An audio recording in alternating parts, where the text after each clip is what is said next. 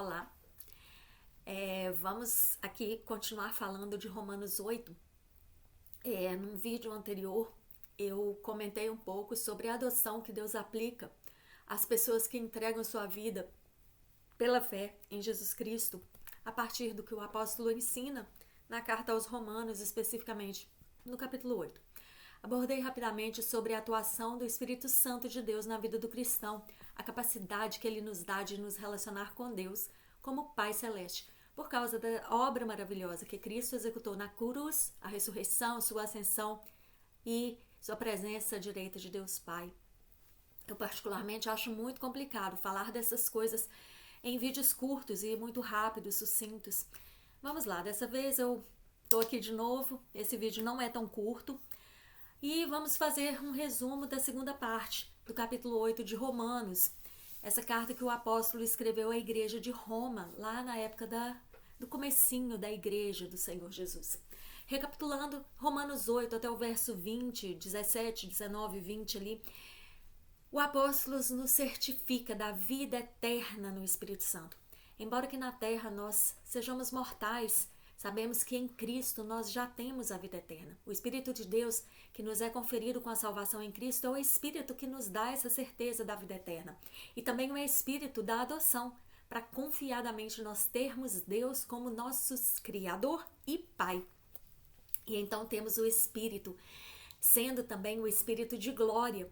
Os versos de 18 a 30, essa segunda parte da carta de Romanos, é um belo invólucro desse tema. Verso 18, porque para mim tenho por certo que os sofrimentos do presente tempo não podem ser comparados com a glória a ser revelada em nós. E o verso 30, terminando a parte, e nos predestinou, a esses também chamou, e aos que chamou, a esses também justificou, e aos que justificou, a esses também glorificou. Ora, os cristãos, enfrentando a necessidade de sofrer com Cristo neste mundo, podem, no entanto, estar confiantes e seguros, sabendo que Deus determinou nos levar à sua herança, que é nossa. Os versos 18 a 22 dizem o seguinte: porque para mim tenho certo que os sofrimentos do tempo presente não podem ser comparados com a glória a ser revelada em nós. A ardente expectativa da criação aguarda a revelação dos filhos de Deus, pois a criação está sujeita à vaidade, não voluntariamente, mas por causa daquele que a sujeitou, na esperança de que a própria criação seja redimida do cativeiro da corrupção, para a liberdade da glória dos filhos de Deus. Porque sabemos que toda a criação a um só tempo geme e suporta angústias até agora. E o verso 26 a 30 afirma: também o Espírito semelhantemente nos assiste em nossa fraqueza, porque não sabemos orar como convém, mas o mesmo Espírito intercede por nós sobremaneira, com gemidos inexprimíveis. E aquele que sonda os corações sabe qual é a mente do Espírito, porque segundo a vontade de Deus é que ele intercede pelos santos. Sabemos que todas as coisas cooperam para o bem daqueles que amam a Deus, daqueles que são chamados segundo o seu propósito. Porquanto aos que de antemão conheceu, também predestinou para serem conformes à imagem de seu Filho, a fim de que ele seja o primogênito entre muitos irmãos. E aos que predestinou, a estes também chamou, e aos que chamou, a estes também justificou, e aos que justificou, a esses também glorificou. Vemos que o Espírito Santo está o tempo todo ali providencialmente trabalhando por nós, pelos cristãos, pelos santos, separados por Deus. Sabemos que todas as coisas cooperam para o nosso bem, que amamos a Deus, nós que somos chamados segundo o propósito de Deus. Ora, e Deus nos deu o seu Espírito como garantia da nossa redenção final, que o verso 11, lá na primeira parte do capítulo 8 de Romanos, diz e afirma que habita em nós o Espírito daquele que ressuscitou Jesus dentre os mortos. Esse mesmo que ressuscitou a Cristo dentre os mortos vivificará também o nosso corpo mortal por meio do seu Espírito que habita em nós. E o verso 23 reafirma que, suportando angústias até agora, juntamente com a criação, nós que temos as primícias do Espírito, igualmente gememos no íntimo, aguardando a adoção de filhos, a redenção do nosso corpo, que é a redenção em glória, como Cristo também foi glorificado após a sua ressurreição.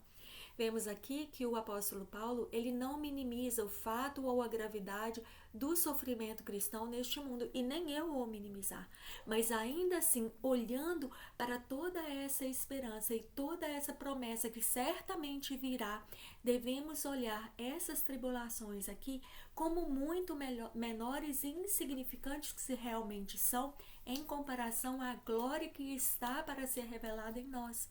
E no Antigo Testamento, glória denota o peso, a majestade da presença de Deus. E o que o apóstolo Paulo faz aqui é aplicar esse termo glória ao estado final, aquele estado eterno permanente, que o verdadeiro cristão, nós que cremos nessas promessas e nessas verdades, seremos transformados à imagem do Filho de Deus, Jesus Cristo, quando ele retornar na segunda vinda dele para buscar a sua igreja, para buscar os seus santos. Porquanto, olha o que o verso 29 afirma: aos que Deus de antemão conheceu, ele também os predestinou, os destinou de antemão para serem conformes à imagem do seu próprio Filho.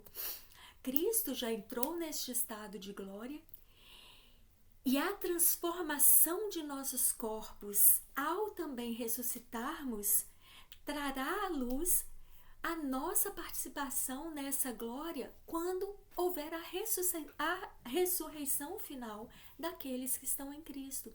Quando meditamos nesses versos de Romanos 8, essa realidade de fato faz com que as dificuldades dessa vida nesse mundo imperfeito tornem-se, de certa forma, irrelevantes, porque a glória a ser revelada em nós, a vida eterna de Jesus e o seu caráter sendo formado em nós já pelo Espírito de vida, o Espírito de adoção do Pai eterno, que vive em nós, e intercede por nós e trabalha em nós, é muito mais do que essas tribulações e esses sofrimentos no momento.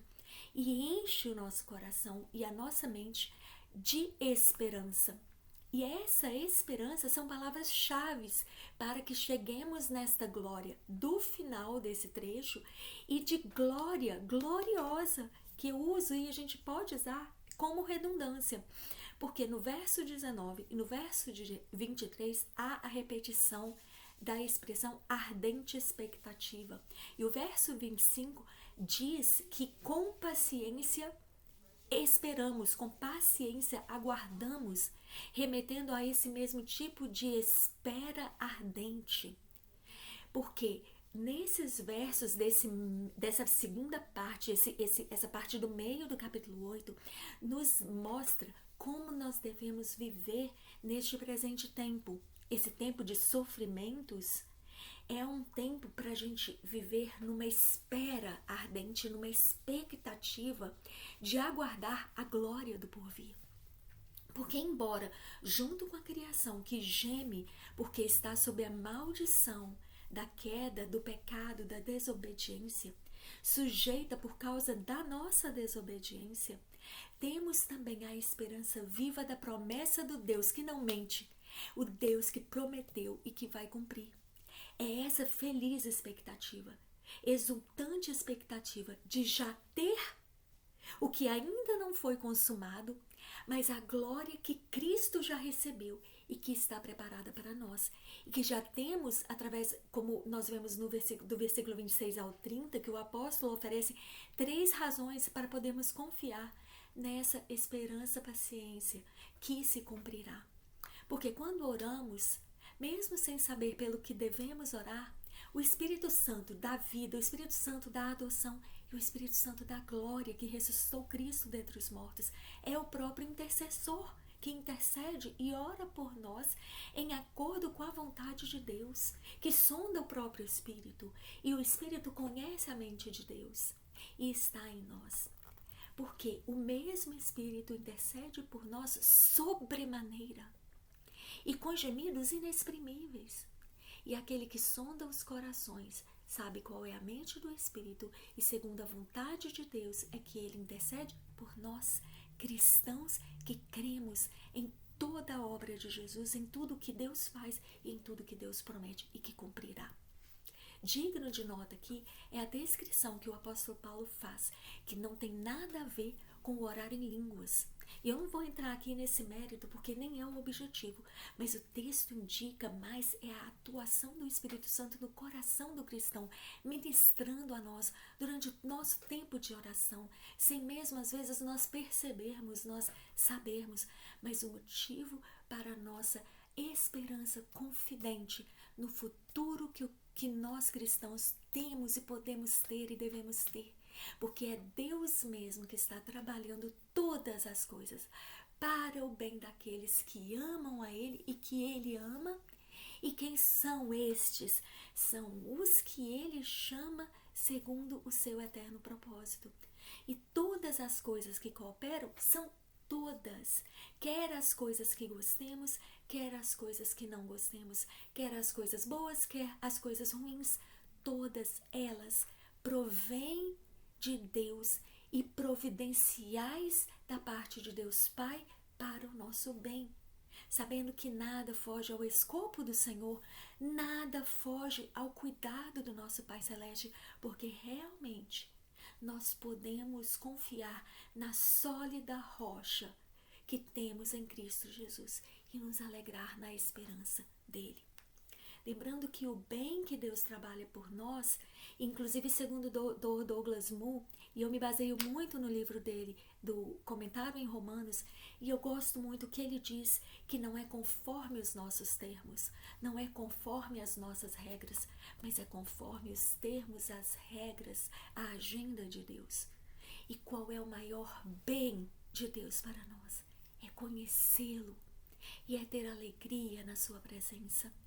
Porque é bom a gente nos lembrar que Deus vai estar sempre operando essas coisas e todas as coisas em nossas vidas para que nós nos voltemos para Ele, para conhecê-lo mais e melhor. E conhecendo-o mais e melhor, nós vamos ter alegria nele, cada vez mais nele e menos nas coisas deste mundo, até porque não há nada nesse mundo e ninguém neste mundo que vai nos trazer verdadeira e plena alegria e paz, a não ser a pessoa de Deus somente. Seja qual for a situação da sua vida, seja o que estiver acontecendo em sua vida, o nosso Pai Celeste amoroso está trabalhando, está fazendo e tendo o intuito de trazê-lo para mais perto dele, de fazer de você um cristão mais forte, conforme a imagem do seu próprio Filho Jesus Cristo. E isso é glorioso, é motivo mais do que suficiente para você se alegrar no Senhor e celebrar o Senhor Altíssimo.